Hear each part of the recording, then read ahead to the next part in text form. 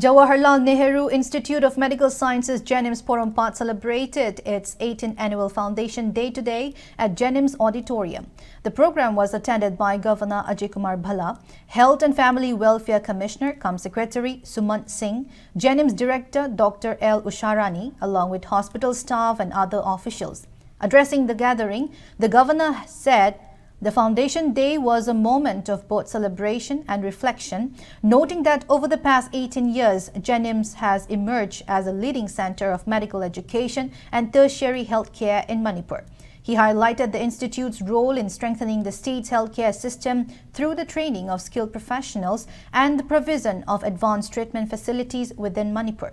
Emphasizing that medical education must be rooted in compassion, ethics, and community service, the Governor said the role of medical institutions extends beyond hospitals and classrooms to research, innovation, preventive healthcare, and public outreach.